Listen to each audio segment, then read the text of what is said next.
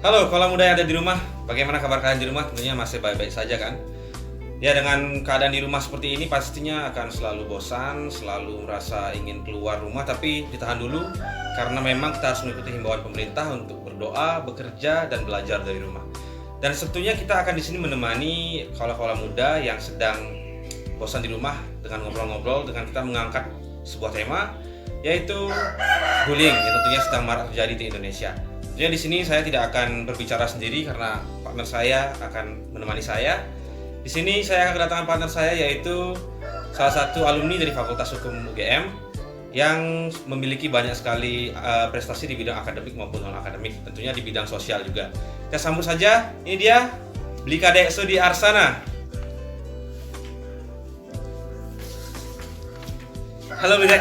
Halo. Bagaimana, kita tos dulu, ini tos. Iya. Salam anti corona. Salam anti corona ya. Iya. Jadi bagaimana kabarnya Blika ini? Wah, Ya. fresh sekali ya sekarang wajahnya Syukur ya. puji Tuhan sehat walaupun memang harus work from home atau study from home. Tapi tetap semangatnya tetap Harus membara tetap ya. semangat membara karena memang kita membantu pemerintah dalam pemutusan rantai penyebaran COVID. Ya. Dan tetap harus produktif di rumah terus ya. Betul sekali. Walaupun memang bosan tapi kita harus produktif karena kita kaum muda adalah kaum yang kreatif. Betul. Benar sekali. Dan memang dibutuhkan situasi-situasi kritis, situasi kreatif seperti ini harus.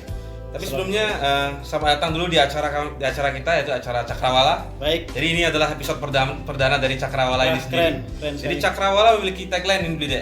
Apa itu tagline-nya? Tagline-nya adalah Cakrawala pencarian tanpa batas. Pencarian tanpa batas, artinya luas ya. Luas. Jadi kita harus selalu mencari ilmu pengetahuan bagaimanapun luasnya itu. Luar biasa sekali Ya. Bung Eka. Jadi sebelumnya ini mengenai tema yang kita angkat itu tema bullying ya Blida ya. Oke. Tema bullying ini sendiri saya ingin menanyakan apa sih yang membuat Blida ini begitu masif dalam melihat atau menanggapi isu bullying yang marak terjadi akhir-akhir ini Blida. Baik, terima kasih Bung Eka, presenter, kemudian para pemirsa dimanapun berada, Bapak Ibu, adik-adikku semuanya. Pertama, Bung Eka izinkan saya menyampaikan selamat menunaikan ibadah puasa kepada umat muslim ya, dimanapun berada. Dan juga selalu jaga kesehatan dan himbauan-himbauan pemerintah dalam rangka memutus penyebaran COVID-19. Nah, kembali ke topik mengenai anti-bullying, saya teringat pada masa di mana saya kecil, memang tidak seberuntung, mungkin tidak seberuntung Bu Eka atau teman-teman yang lain, karena memang saya terlahir dari keluarga yang ekonomi dalam hal ini sangat kurang, kemudian memang mengalami situasi yang berbeda dari teman-teman. Bapak saya, ayah saya meninggal di umur saya 3 bulan, kemudian ibu saya menikah itu ketika saya menduduki di bangku kelas 1 SD. Nah, tentu ini ada kisah perjuangan dan akan ada korelasi dengan tema hari ini, yaitu bullying. Ya. Baik, bullying itu merupakan suatu keadaan yang adanya ketidakseimbangan antara saya kira ini pelaku yang melakukan bullying terhadap korbannya ya. Jadi memang kalau si pelaku menganggap itu bercandaan, tetapi korban belum tentu itu menganggap bercandaan. Bagi korban itu menjadi suatu yang mengganggu kenyamanan. Jadi bullying ini kalau boleh saya katakan, ini ada 2 jenis. Ada kekerasan yang dibentuk dalam verbal, kekerasan non verbal. Nah, kalau menurut saya bullying ini kan cenderung itu dengan kata-kata, ucapan. Walaupun mungkin nanti muaranya adalah kekerasan bisa jadi ya. Nah, ini sehingga itu bisa dikatakan sebagai kekerasan secara verbal. Dan sekali lagi, bullying ini akan menimbulkan rasa ketidaknyamanan, kemudian rasa ketidaksenangan, dan bisa jadi berujung karena selalu ini tindakannya berulang-ulang sehingga itu memunculkan yang namanya kesedihan. Dan mohon maaf, ini memang banyak terjadi di kasus beberapa negara itu memungkinkan itu adanya tindakan yang fatal seperti bunuh diri. Iya. Jadi bullying ini merupakan salah satu hal yang sangat negatif lah ya untuk perkembangan generasi muda sekarang. Sangat negatif dan sangat buruk, harus ditinggalkan. Ya. Lalu bagaimana Blida melihat fenomena bullying yang terjadi di Indonesia sekarang ini? Kalau tren bullying di Indonesia ya, saya sangat menyayangkan bahwa fenomena ini masih dianggap hal sepele, baik dari pemerintah, kemudian dari masyarakat. Itu hanya diidentikan suatu hal yang bercanda. Tetapi sebenarnya ini bukan suatu hal yang remeh-temeh. bagi kita, saya khususnya para orang tua juga saya mengajak, ayo kita melihat kacamata lain. Kalau kita melihat kacamata pelaku, tentu ini hal yang sepele, karena dia posisi atas atau posisi yang kuat. Tapi coba kita tengok korban sesekali. Korban yang dalam hal ini itu bisa jadi mengalami frustasi yang berkepanjangan, sehingga itu mengganggu mentalnya. Saya bukan psikolog, tetapi itu akan berdampak juga pada kekuatan mental. Yang saya soroti di sini adalah bagi adik-adik atau anak-anak yang menjadi korban bullying tetapi kekuatan mentalnya lemah. Kalau kekuatan mentalnya kuat, dia tidak akan masalah karena dia akan bisa justru itu dijadikan suatu hal motivasi bangkit dari fenomena bullying itu. Tapi yang kekuatan mentalnya lemah, ini yang berbahaya, Bung Eka. Oh iya. Berarti emang karena kekuatan mental orang-orang kan berbeda-beda. Betul sekali. Gitu, Itu kan nanti disesuaikan misalnya lingkungan, kasih sayang orang tua, dan dukungan support dari lingkungan masyarakat, itu akan banyak sekali perspektif lain dari anak-anak itu. Tapi begini Brit, kalau kita melihat kan untuk antisipasi bullying ini sendiri sebenarnya kalau di daerah-daerah kota itu memang ada keseriusan mungkin dalam hal menanggapi dan lain sebagainya. Tapi ketika kita menulis di daerah-daerah pedesaan, kan saya berasal dari desa juga ya Brit ya. Saya juga dari desa. Kita kan saya dari kampung juga. Sama dari desa juga kan. Bahkan kalau kampung saya itu kampung pelosok. Iya itu. Di sana kalau dari saya sendiri melihat bahwa di desa itu bahkan sudah hal yang lumrah begitu. Jadi membuli dengan, mohon maaf ini menyebutkan nama ayah, nama orang tua seperti itu. Itu yang juga saya ingin katakan. Jadi Bung Eka dan para pemirsa dimanapun berada, tren bullying di Indonesia menurut data Komisi Perlindungan Anak Indonesia dari tahun 2011 sampai 2019 itu mencapai, kalau di bullying sendiri 2.473 orang. Bayangkan sedemikian besar generasi muda yang menjadi korban dari bullying ini sendiri. Dan dampaknya tentu fatal sekali. Nah, fenomena kalau di perkotaan mungkin intinya ada keseriusan orang tua tidak di sana, ada keseriusan sekolah tidak, ada keseriusan masyarakat tidak. Karena ini menurut saya tiga elemen penting. Bagaimana kalau misalnya terjadi di lingkungan rumah tangga, berarti ini peran dari orang tua itu sendiri. Nah, sayangnya memang kadang ada justru orang tua yang membiarkan anaknya seperti itu. Bahkan mohon maaf bisa jadi mendukung juga ya. Bahkan itu kan karena mohon maaf masih dianggap bercandaan. Nah, pihak sekolah kalau gerakan-gerakan lain ini sudah banyak, tetapi kalau gerakan anti bullying ini saya rasa masih belum menjadi perhatian. Kalau dari masyarakat ya memang harus, kalau ketemu anak-anak yang seperti itu ya harus diluruskan, apalagi sampai menyebut-nyebut nama orang tua. Mohon maaf kalau misalnya sampai menyebut orang itu sebagai sebutan hewan dan segala macam. Ini bukan lagi hal bercandaan adik-adikku semuanya. Terutama yang saya soroti di sini adalah tingkatan paling rendah dari misalnya umur 7 tahun sampai SMP lah ya. Atau mungkin SMA kelas awal masih. Tapi kalau SMA udah ke atas itu justru cenderung sudah lebih dewasa. Karena pemikirannya sudah mulai dan sudah merasakan bagaimana dia ketemu dengan orang lain. Nah, ini biasanya kan mohon maaf ini ada geng-geng segala macam ya, itu kadang-kadang juga memicu. Oleh karena itu ayo kelompok-kelompok yang sudah ada jadikan kelompok-kelompok positif, baik dengan belajar bersama atau justru kegiatan-kegiatan gotong royong sosial lainnya. Itu saya kira. Jadi seperti itu emang beda untuk antisipasi kegiatan-kegiatan bullying yang terjadi di pedesaan ya beda ya. Tapi sebelum kita lanjut berbicara atau kita ngobrol lagi, kita akan melihat salah satu cuplikan video bersama-sama. Kita lihat cuplikan videonya. Oke, siap.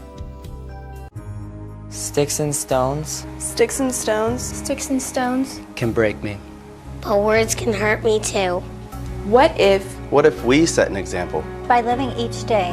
By words like freedom, Confidence, strength, courage, friendship. family. Tolerance. Hope. What if we What if we taught our children words to live by? Responsibility. forgiveness, love, gratitude. respect. Put an end to bullying. Spread the word.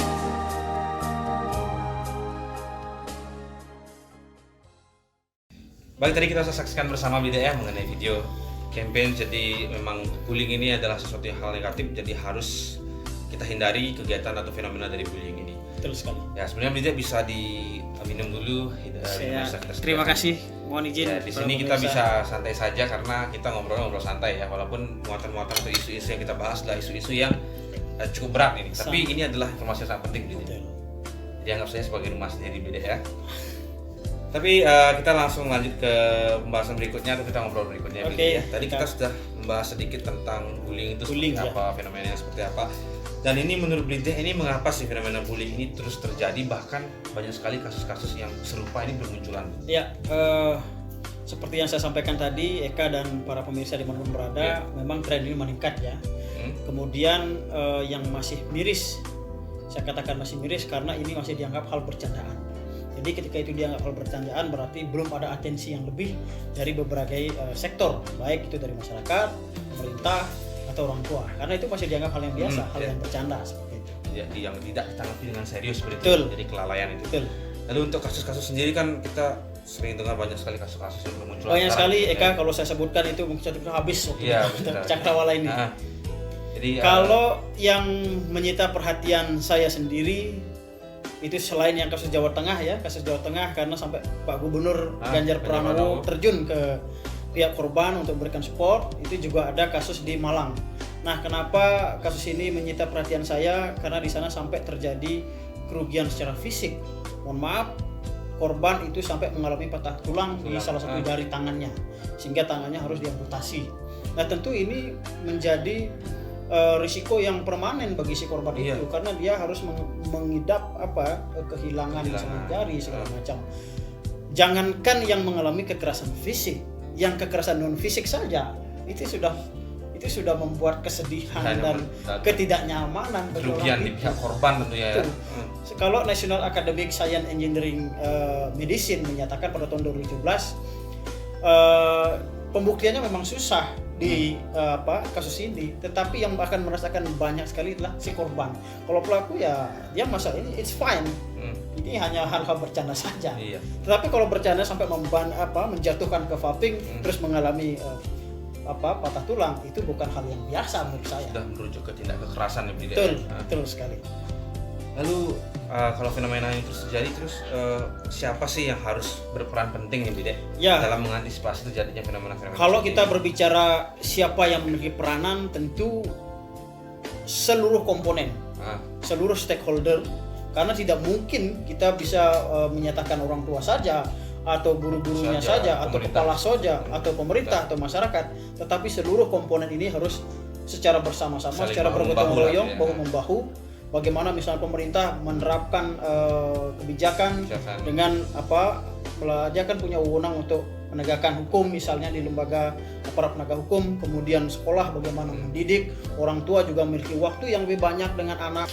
Baik, seperti itu ya Blida ya. Tapi sebelum kita ngobrol lebih lanjut, kita akan lihat video yang kedua. Kita lihat video bersama-sama. Seperti apa videonya? Kita simak. Kita lihat bersama-sama.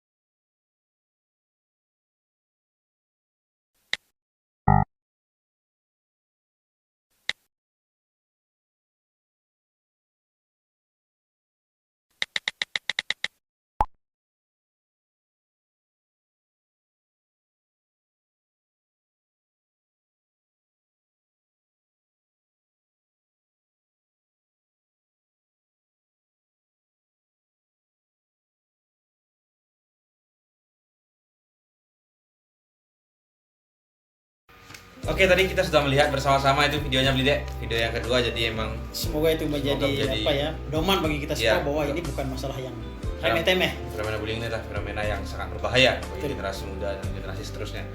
Oke, kita lanjut ke pembahasan berikutnya, baik, ngobrol-ngobrol santai lagi.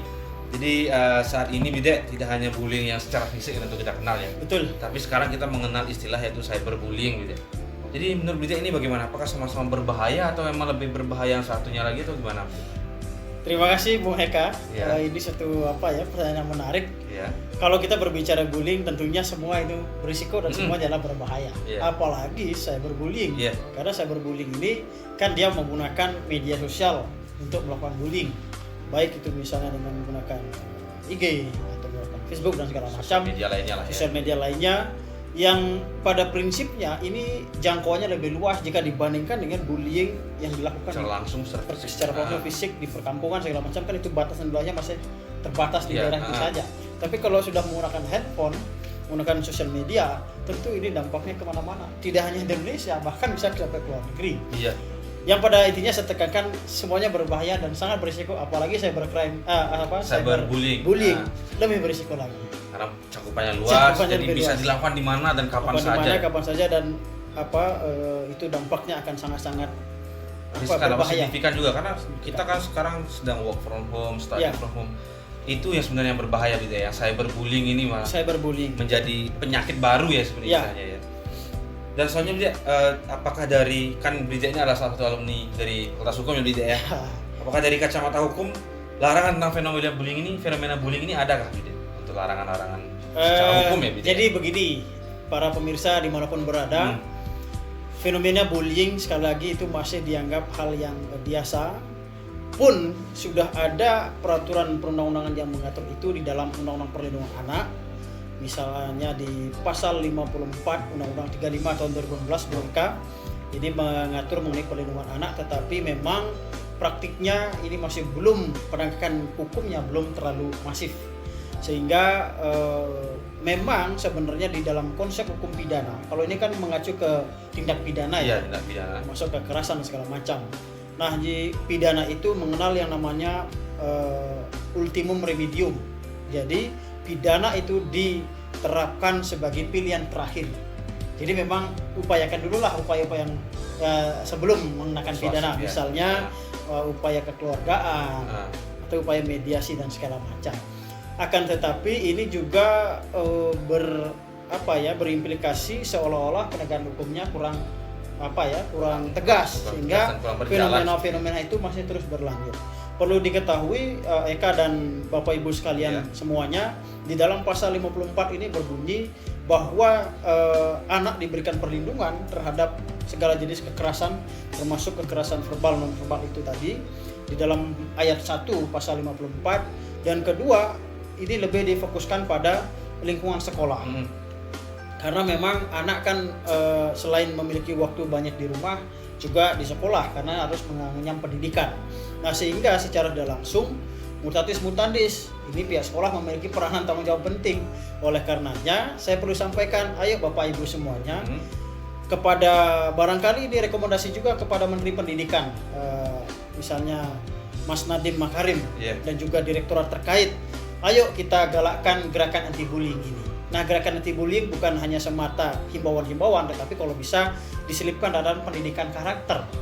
Jadi misalnya saran saya, guru BK ini diberikan fokus yang lebih spesifik lah untuk menangani hal itu. Artinya mungkin jam mengajarnya dikurangi sehingga lebih banyak memberikan pembinaan-pembinaan yang secara itu tadi. Kemudian secara sanksi ini ada juga Bung Eka. Kalau sanksi itu diatur di Undang-Undang 35/2014.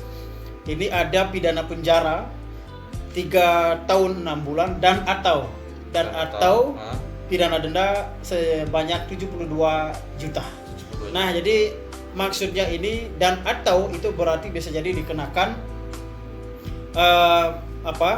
bisa dikenakan pidana denda saja atau bisa dikenakan pidana penjara.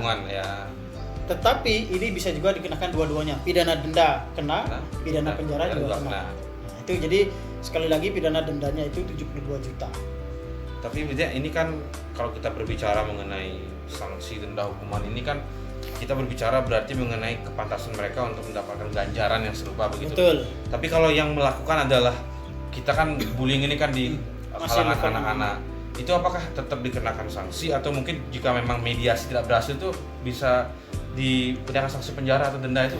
Baik, jadi kalau mengacu ke sana berarti kita akan mengacu pada sistem peradilan pidana anak SPPA. Di dalam SPPA memang tidak serta-merta anak itu kita harus mengklasifikasi dulu anak itu yang mana. Kalau hemat saya, karena saya kebetulan melakukan penelitian tentang tindak pidana dilakukan oleh anak, kalau anak yang umurnya di bawah 12 tahun, dia tidak bisa dikenakan sistem peradilan pidana. Dia ada namanya diversi. Diversi itu penyelesaian di luar litigasi. Kalau umurnya 12 sampai di bawah 18, ini digolongkan menjadi anak, tetapi itu bisa dikenakan sanksi pidana. Nanti misalnya kalau penjara, ya penjaranya di lembaga khusus pembinaan anak LPKA misalnya. Nah, itu ada. Berbeda nanti. Kalau anaknya masih umur yang tadi di bawah 12 tahun, ya mekanismenya berbeda. Misalnya entah menggunakan diversi atau upaya kekeluargaan segala macam. Berarti memang bisa dikenakan, tapi dengan bisa dikenakan. klasifikasi Nanti tertentu. ada klasifikasi tertentu. Jadi harus diperhatikan juga, tentunya penegak hukum sudah memahami ya, yang di dalam prinsip di hukum itu kan ada kepastian, kemanfaatan dan keadilan. Jadi tidak hanya melihat ini udah pasti nih udah kena, belum tentu. Kita lihat kemanfaatannya juga. Sisi keadilannya seperti apa harus diperhatikan. Jadi saya kira dengan 3 konsep itu sudah akan memberikan ganjaran yang pantas untuk pelaku ya tentunya. Betul. Baik Brida, terima kasih. Jadi itu tadi kita sudah ngobrol mengenai tema hari ini, itu tema bullying. Jadi emang kesimpulan yang saya dapatkan adalah bullying ini adalah salah satu fenomena yang harus kita hindari sama Brida. Karena bullying ini adalah selain merugikan non material, bisa merugikan material juga Brida. Bisa merugikan material, betul. Jadi korban bisa kena dampak secara fisik, secara mental juga Brida ya. Jadi memang fenomena ini sangat berbahaya. Jadi untuk pesan ini untuk adik-adik di rumah atau mungkin teman-teman kita di rumah ya. Jadi jangan pernah melakukan apa yang kita sebut dengan fenomena bullying Brida ya. Betul. Jadi mungkin saya terakhir ya, Bung Eka. Iya, boleh, silakan pesan. Closing statement saya. Mari adik-adikku semuanya dimanapun berada, yang saat ini masih menganggap hal itu suatu hal yang biasa, kita rubah perspektif bahwa ini bukanlah hal yang biasa.